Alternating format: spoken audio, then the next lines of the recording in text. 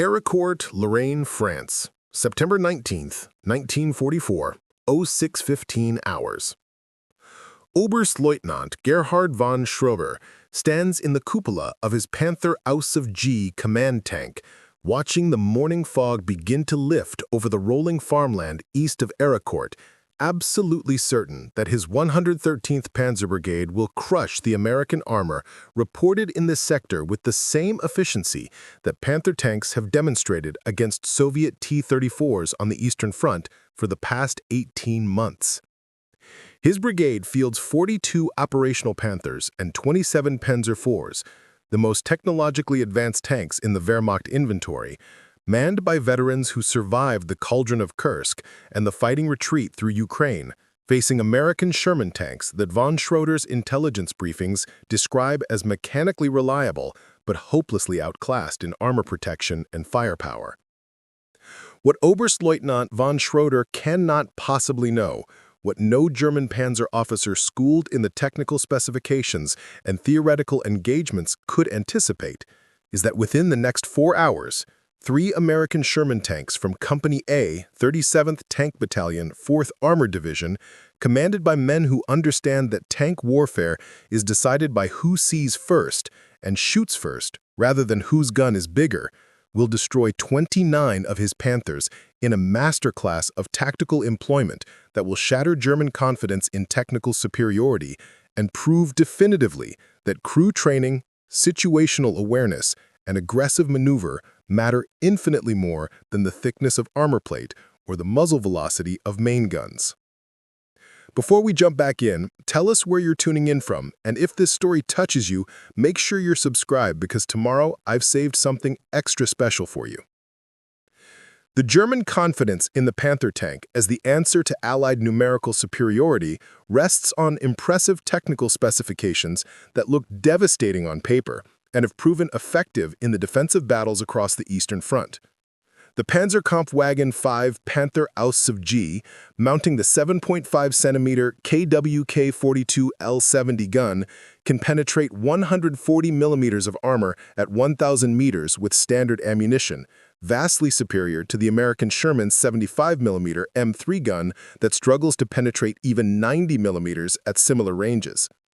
The Panther's frontal armor, 80mm glacis plate sloped at 55 degrees, providing effective thickness of 140 millimeters, makes the tank essentially immune to frontal hits from Sherman guns at typical engagement ranges. The Zeiss optics provide crystal-clear magnification that allows German gunners to identify and engage targets at ranges where American tankers are still trying to determine whether they're seeing enemy vehicles or farm equipment. Major Klaus Richter, commanding the 1st Battalion of von Schroeder's brigade, has complete faith in his Panthers based on personal experience fighting Soviet armor throughout 1943 and early 1944. His gunner, Unteroffizier Hans Becker, achieved 16 confirmed tank kills on the Eastern Front, methodically destroying T-34s at ranges exceeding 1,500 meters, where the Soviet tanks couldn't effectively return fire.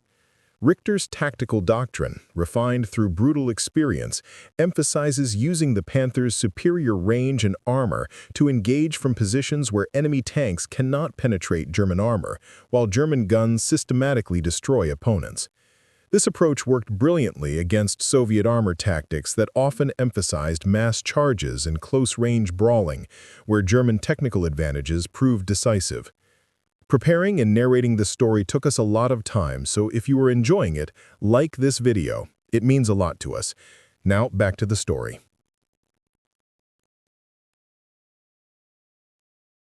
The Panther's weaknesses: mechanical unreliability, difficult maintenance, fuel consumption that strains Germany's collapsing logistics, and limited numbers that prevent the wholesale replacement of older tank models, concern von Schroeder less than they should, because German tactical thinking remains focused on quality over quantity. The doctrine assumes that one Panther properly employed can defeat 3 or 4 enemy tanks, making the 5-to-1 numerical disadvantage German forces face in France theoretically manageable. This calculation has worked often enough on the Eastern Front, where superior German gunnery and optics allowed Panthers to destroy Soviet tanks before the Soviets closed to effective range, that it seems reasonable to apply the same logic against American forces. What German intelligence has failed to adequately communicate to Panzer commanders in France is that American tank crews represent a fundamentally different challenge than Soviet tankers. The U.S. 4th Armored Division, spearheading General Patton's Third Army drive across France, consists of volunteers who received extensive training in the United States before deployment, operate with sophisticated radio communications that allow unprecedented coordination, and benefit from an intelligence network that provides detailed information about German dispositions and movements. Staff Sergeant James McAuliffe, commanding a Sherman in Company A, 37th Tank Battalion, exemplifies the American tanker, a Pennsylvania steelworker who enlisted after Pearl Harbor, trained for 18 months at Fort Knox, learning not just how to operate his tank, but how to fight as part of a coordinated team, and arrived in France in July 1944 with a crew that has worked together long enough to function with the efficiency of a well-oiled machine. The Battle of Arracourt begins not with the dramatic tank-on-tank engagement that German doctrine anticipates, but with a series of small unit actions where American reconnaissance elements detect German movements and radio detailed information back to tank companies that can respond within minutes. Captain James Leach, commanding Company A, receives reports at 05:45 hours that German armor, estimated 40 to 50 tanks, is moving west from the Forêt de Perroy toward Arracourt, apparently attempting to strike the flank of American forces that have pushed beyond the town. Leach's immediate decision to position his company in hull-down positions along the slight ridgeline northwest of Arracourt, rather than waiting in defensive positions around the town, reflects American tactical thinking that emphasizes aggressive positioning to gain first-shot advantages. The terrain around Arracourt, characterized by gentle, rolling hills, scattered woodlots, and morning fog that lingers in low areas until mid-morning, favors defenders who know the ground and have positioned themselves to exploit terrain features. McAuliffe's Sherman, nicknamed Cobra and bearing the battalion's distinctive markings, occupies a position behind a slight rise that conceals the tank's hull while allowing the turret and gun to observe and engage across 800 meters of open ground that German tanks must cross to reach Arracourt.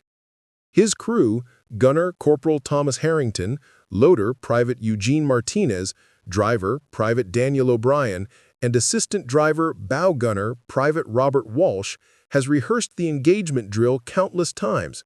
Driver positions the tank for optimal hull-down protection. Gunner identifies targets through the periscope and estimates range.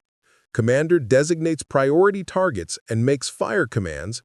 Loader has the next round ready before the gun finishes recoiling from the previous shot. The American advantage in this engagement begins with superior situational awareness provided by radios that work reliably and tactical doctrine that emphasizes constant communication. While Major Richter's Panther Battalion advances in a formation designed to maximize firepower to the front, the German company commanders have limited ability to communicate with each other or with Richter due to the Wehrmacht's chronic radio shortage that means many tanks lack radios entirely and must communicate through flag signals or by following the lead tank. McAuliffe, by contrast, receives continuous updates over the company radio net. Captain Leach describing the German formation, other tank commanders calling out targets they can observe, battalion headquarters providing information about German movements detected by reconnaissance aircraft. This information advantage means that American tanks know exactly where German armor is and what route they're taking, while von Schroeder's Panthers advance essentially blind, unaware that Company A occupies perfect ambush positions ahead. At 0638 hours, the lead elements of Richter's battalion, 9 Panthers from 1st Company commanded by Hauptmann Werner Dietrich, emerge from the morning fog approximately 1,200 meters east of McAuliffe's position, advancing in a wedge formation that doctrine teaches provides optimal fields of fire and mutual support. Dietrich's attention focuses forward and to the flanks, watching for American positions around Arracourt itself, not suspecting that American tanks occupy the ridgeline to his left, where hold-down positions render them nearly invisible until they fire. The German tanks advance at approximately 15 kilometers per hour, a pace that balances the need for speed with the requirement to maintain formation and allow gunners to observe effectively.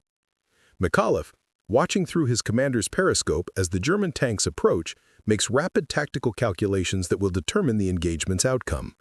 The range, 1,200 meters initially, closing steadily, exceeds the effective range of his 75mm gun against Panther frontal armor, but remains within killing range against the thinner side armor. The German formation, advancing obliquely across his front, presents side shots that negate the Panther's frontal armor advantage. The morning light, coming from behind the American position, means German gunners looking west must peer into sun glare while American gunners enjoy optimal visibility.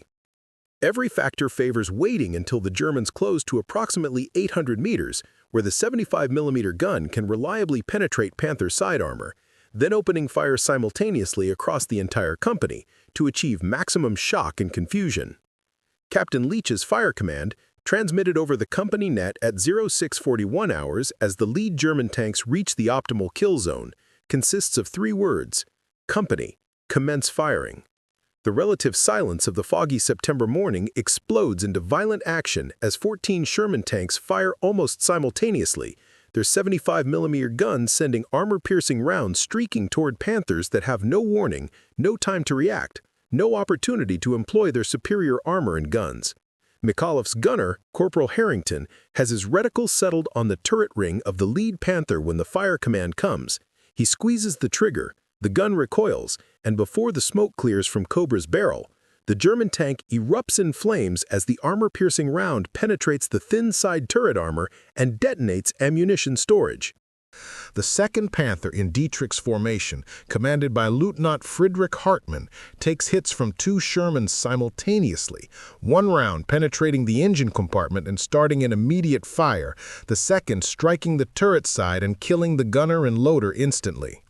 Hartmann, bleeding from fragments and choking on smoke filling the fighting compartment, orders his crew to bail out, understanding that his tank is finished before he even identified where the American fire originated. The 3rd through 5th Panthers suffer similar fates within the first 90 seconds of the engagement. Catastrophic side hits from multiple directions, fires, ammunition explosions, crews abandoning vehicles or dying at their stations. The carefully maintained formation disintegrates into chaos as surviving Panthers attempt to turn toward the threat, seeking to present frontal armor that might stop American shells. But the combination of rough ground, poor visibility from smoke and dust, and the psychological shock of sudden ambush makes coordinated response impossible.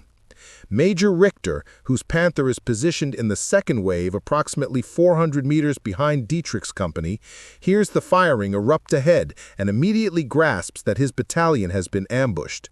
He orders his driver to halt and his gunner to traverse right, searching for American positions, while simultaneously attempting to raise Dietrich on the radio to determine the situation. The radio, plagued by the interference and reliability issues that German tankers accept as normal, provides only static and garbled transmission fragments that convey panic but no useful tactical information. Richter's training and experience tell him to push forward aggressively, to close with the enemy where the Panther's superior armor should provide advantage, but his tactical instincts recognize that charging into an engagement where the enemy has achieved surprise and holds superior positions represents exactly the mistake that gets battalions destroyed. What makes the Arracourt engagement fundamentally different from German Eastern Front experience is the speed and precision with which American tank crews reload and fire, enabled by superior crew training and the ergonomic design of Sherman fighting compartments that facilitate rapid ammunition handling.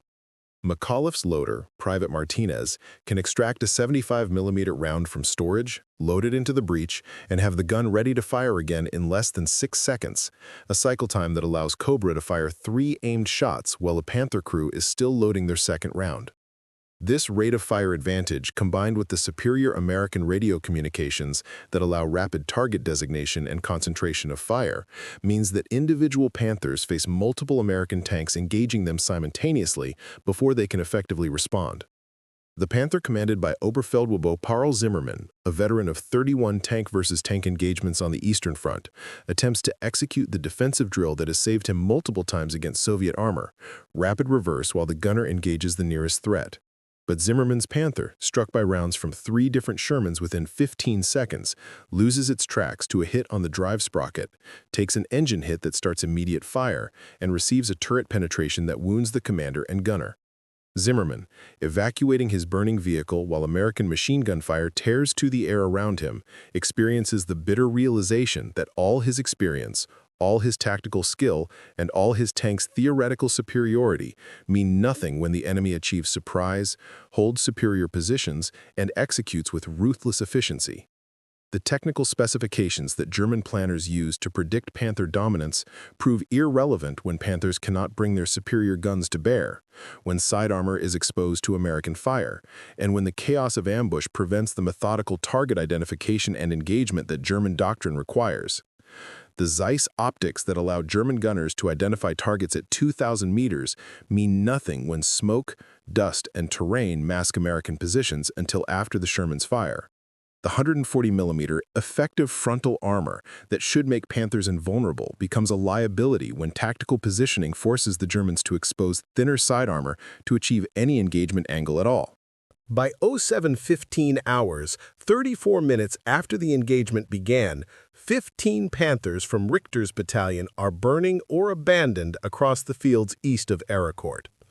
The survivors, including Richter's command tank and approximately a dozen other Panthers that managed to withdraw behind cover or reverse out of the kill zone, have fallen back to positions in the Forêt de Paroy, their commanders stunned by losses that should have been impossible according to every technical assessment and tactical analysis performed before the operation.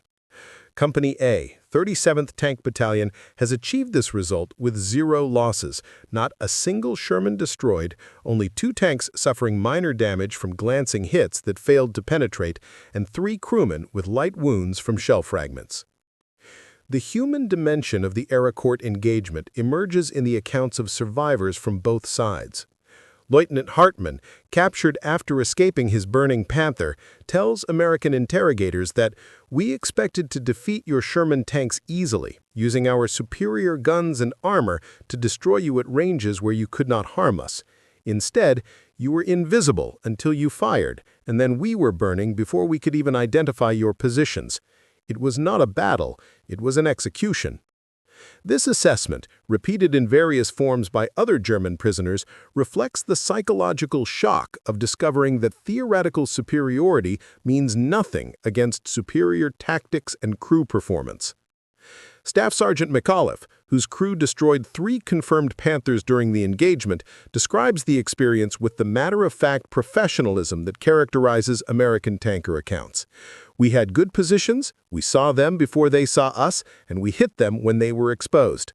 The Panther is a good tank with a hell of a gun, but it doesn't matter what you're driving if the other guy shoots first and shoots straight. We trained for this, we positioned for this, and we executed like we were supposed to. That's what won the engagement. Not luck or miracles, just doing our jobs. The tactical aftermath of the morning engagement sees von Schroeder's 113th Panzer Brigade attempting to regroup and develop a new approach, but the psychological damage proves as significant as the material losses. German tank commanders, taught to rely on technical superiority and methodical engagement at long range, must confront the reality that American crews have nullified these advantages through superior tactics, positioning, and crew performance. The afternoon sees additional engagements where Panthers attempting to maneuver around American positions are systematically destroyed by coordinated Sherman platoons that use radios to share targeting information and mass fires against individual German tanks. By nightfall on September 19th, von Schroeder's brigade has lost 29 Panthers destroyed and 7 more damaged and abandoned, more than 50% of the brigade's initial tank strength eliminated in a single day's fighting. The 113th Panzer Brigade, formed specifically to demonstrate how properly equipped Panzer units could defeat Allied armor through technical superiority, has instead demonstrated that technical specifications matter far less than tactical skill, crew training, and the ability to see first and shoot first. The Americans, for their losses of 3 Shermans destroyed and 8 damaged but repairable, have achieved a kill ratio of approximately 10-1, exactly the opposite of what German planning projected. The evening reports reaching higher German commands described the disaster in terms that struggled to explain how superior German tanks were defeated by supposedly inferior American armor. 5th Panzer Army Headquarters receives von Schroeder's assessment.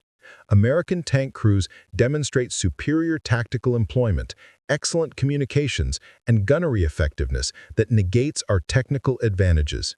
Recommend immediate revision of engagement doctrine and cessation of frontal attacks against prepared American positions.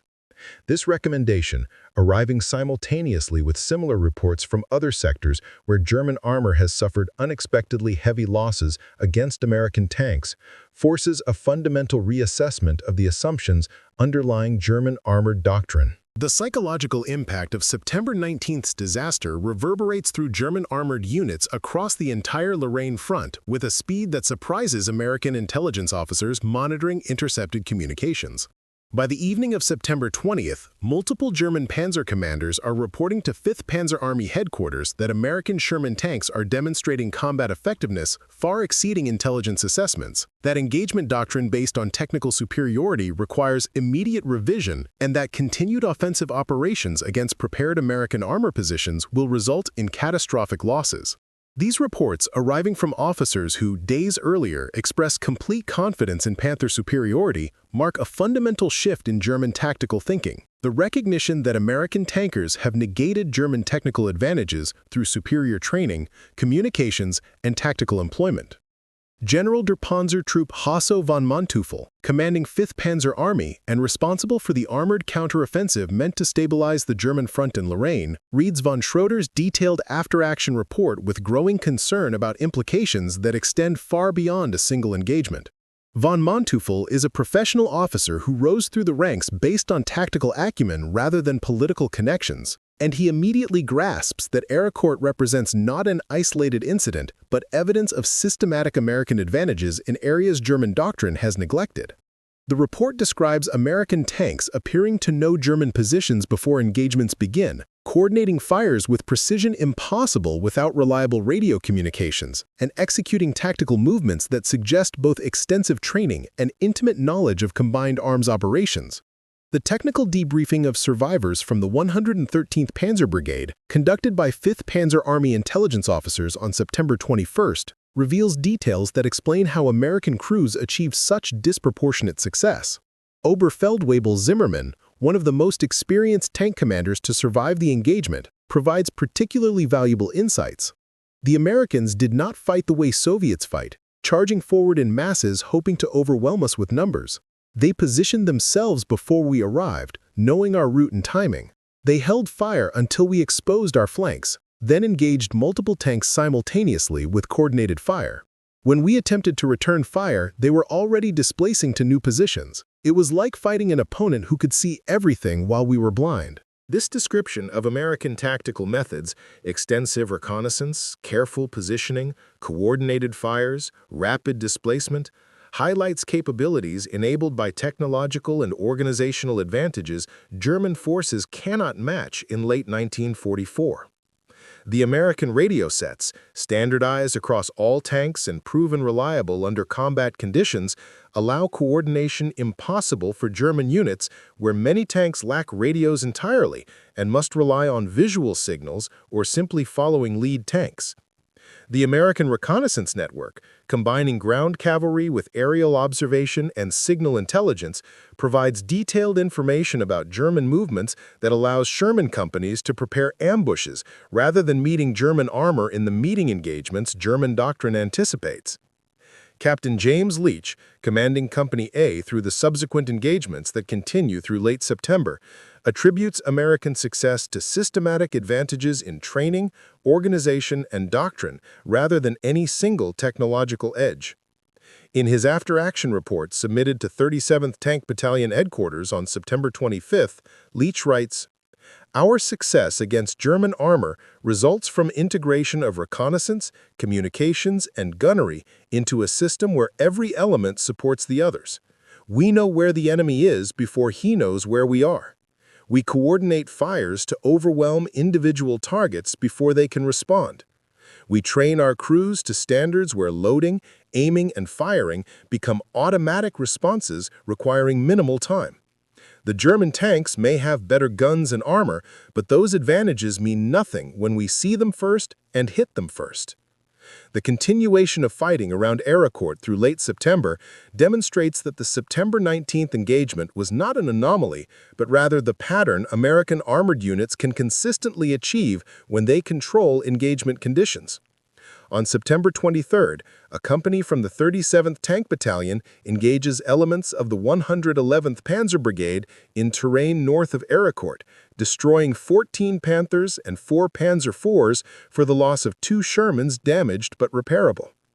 On September 25th, another engagement sees American tank destroyers and Shermans working in coordination destroy 17 German tanks while losing 1 tank destroyer to a long-range Panther shot. By September 29th, when the Battle of Arracourt concludes with German forces withdrawing to defensive positions along the Saale River, American armor has destroyed approximately 280 German tanks, primarily Panthers and Panzer IVs, while losing 48 Shermans, a kill ratio of nearly 6-to-1 in favor of the supposedly inferior American tanks. German higher commands struggle to reconcile these loss rates with pre-war doctrine and technical assessments that predicted German tank superiority would offset Allied numerical advantages. Field Marshal Gerd von Rundstedt, commanding all German forces in the West, receives multiple reports during late September describing American tank crews as surprisingly effective and better trained than anticipated, assessments that fail to capture the scale of German miscalculation. The assumption underlying German armor doctrine that one Panther could defeat 3 or 4 enemy tanks through superior firepower and protection has been definitively disproven by combat results showing American Shermans routinely achieving 3-to-1 or better kill ratios against Panthers when Americans control engagement conditions. The human cost of German tactical failures at Arracourt manifests in the casualty statistics that shock commanders accustomed to Eastern Front fighting, where high losses were offset by the scale of operations. The 113th Panzer Brigade, entering combat with approximately 800 personnel, suffers 380 casualties, killed, wounded, or missing during the Arracourt engagements, a 47% casualty rate that effectively destroys the unit as a combat-effective formation. The 111th Panzer Brigade suffers similar losses, losing 420 personnel from an initial strength of 750.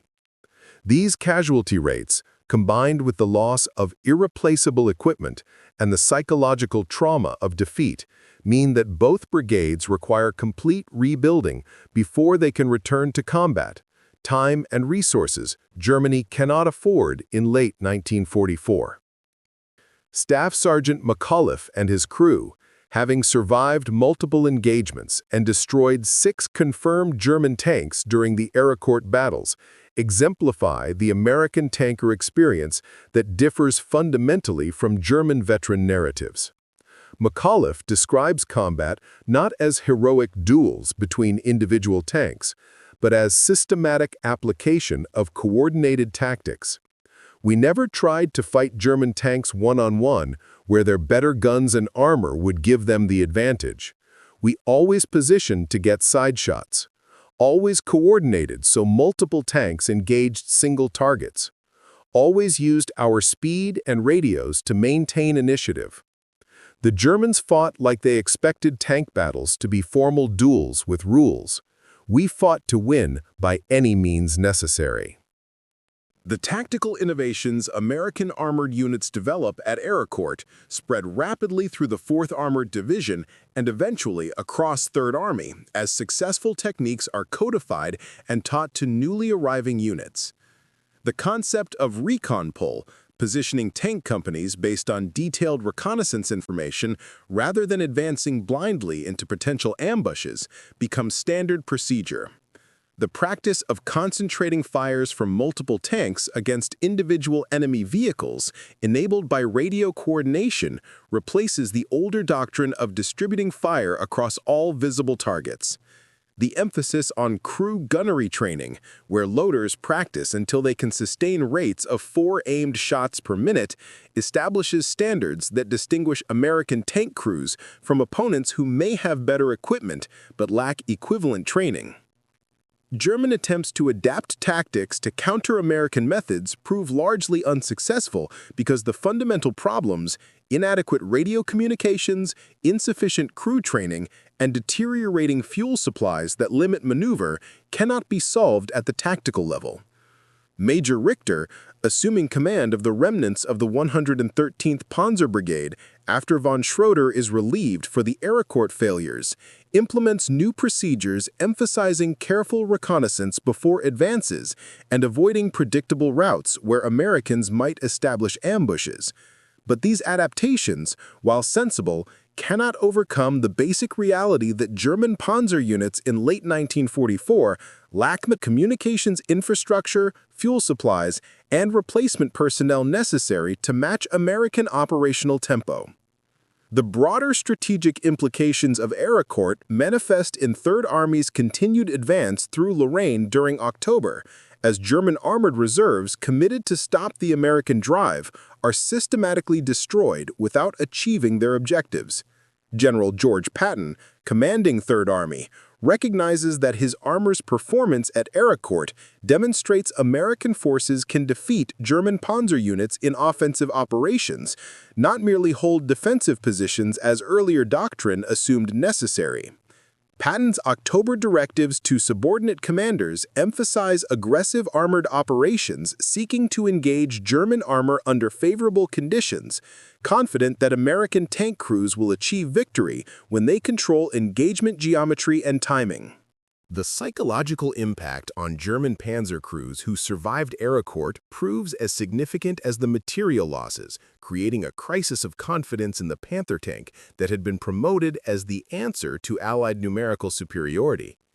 Lieutenant Hartmann, evacuated to Germany for medical treatment after escaping his destroyed Panther, describes the transformation in German tanker attitudes. Before Arracourt, we believed our Panthers made us superior to any Allied tank. We expected to win every engagement through our technical advantages. After Arracourt, we understood that the Americans had learned to negate our advantages, that they were better trained, better coordinated, and more aggressive than we anticipated.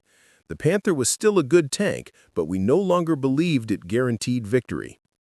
American tanker morale, by contrast, receives a tremendous boost from Arracourt's results, validating the extensive training American crews received and disproving the myth of German armored invincibility that had persisted since 1940. Private Martinez, McAuliffe's loader who performed flawlessly during multiple engagements, describes the psychological transformation. We'd heard so much about how German tanks were better than ours, how their crews were unbeatable veterans from Russia. Arracourt proved that was nonsense. Our training was better, our tactics were better, and when we fought smart, we won decisively. After Arracourt, we knew we could beat any German tank unit if we did our jobs properly. The technical assessments of Arracourt, conducted by U.S. Army Ordnance and Armor Boards, emphasized that American victory resulted from tactical and organizational factors rather than any secret technological advantage. The Sherman tanks that destroyed dozens of Panthers at Arracourt were standard M4A1 and M4A3 models with 75mm guns, not the improved 76mm armed variants that were beginning to arrive in Europe. The American advantage came from superior crew training that enabled faster loading and more accurate shooting, from radio communications that allowed coordinated tactics, from reconnaissance that provided information dominance, and from doctrine that emphasized seeing first and shooting first rather than relying on armor protection. The comparative analysis of tank crew training reveals stark differences that explain performance disparities at Arracourt. American tank crews underwent minimum 16 weeks of training before deployment, including extensive live-fire exercises, crew coordination drills, and tactical problems that simulated combat conditions. German Panzer crews in late 1944, facing desperate personnel shortages, often received 6 to 8 weeks of training with limited fuel for exercises and minimal opportunity to practice crew coordination before assignment to combat units. The result? American crews who functioned as integrated teams where every member knew his job instinctively, versus German crews who were still learning to work together under combat stress. The radio communications disparity proves equally significant, with American tanks universally equipped with SCR-508 and SCR-528 radios that allowed both inter-tank and command communications, while German Panzer units typically had radios only in command tanks, requiring other tanks to communicate through visual signals or follow the leader tactics. This difference meant American platoons could coordinate complex maneuvers and concentrate fires with precision impossible for German formations where tanks operated semi-independently without real-time coordination. Japanese military observers, receiving reports about Arracourt through diplomatic channels, draw conclusions about American armored capabilities that influence their own desperate defensive planning for the expected invasion of the home islands. The recognition that American forces have developed methods to defeat technically superior tanks through coordination, training, and aggressive tactics suggests that Japanese defensive plans, relying on dug-in tanks and anti-tank guns, will face opponents who can systematically negate static defensive advantages through mobility and coordination. Soviet military intelligence, monitoring German reports about Arracourt through various sources including captured documents, recognizes that American armored tactics differ significantly from Soviet methods but achieve similar results through different means. Where Soviet armor doctrine emphasized mass and momentum, accepting heavy losses to achieve breakthroughs, American doctrine emphasized coordination and precision to achieve favorable loss ratios while maintaining operational tempo. Both approaches proved effective against German armor, suggesting that the Wehrmacht faced opponents superior not just in quantity, but in the quality of tactical execution. The long-term influence of Arracourt on American armored doctrine proves profound, establishing principles that guide U.S. tank warfare through the Cold War and into modern conflicts. The emphasis on crew training and gunnery excellence, the reliance on superior communications for coordination, the doctrine of seeing first through reconnaissance and information dominance, all traced directly to lessons learned and validated at Arracourt. The M1 Abrams tank crews who achieved overwhelming victories in Desert Storm employed tactical principles recognizably descended from those Captain Leach and his company used to destroy German Panthers in September 1944. The memorial established at Arracourt after the war, commemorating the 4th Armored Division's victory, attracts visitors who recognize the battle's significance as the engagement that definitively disproved the myth of German tank superiority. The battlefield itself, preserved in much of its original configuration, allows military historians and armor officers to study how terrain, tactical positioning, and crew performance combine to achieve results that technical specifications alone could never predict. Walking the ground where McAuliffe's Sherman destroyed 3 Panthers in 4 minutes, observing the slight ridge that provided hull-down positions, understanding the engagement geometry that negated German advantages, these physical realities demonstrate that tank warfare is decided by tactics and training as much as by gun size and armor thickness. The final statistical accounting of Arracourt provides numbers that tell the story more clearly than narrative alone. 280 German tanks destroyed, 48 American tanks lost, a 6-to-1 kill ratio favoring the supposedly inferior Shermans. But beyond the statistics lie the human stories. German veterans whose confidence in technical superiority died in the fields of Lorraine. American crews who proved that training and teamwork trump specifications. Commanders on both sides who learned that modern warfare rewards coordination and information dominance more than individual weapon quality. Arracourt demonstrated that the side which trains better, communicates better, and fights smarter will defeat opponents who rely on technical advantages alone, a lesson as relevant today as in September 1944.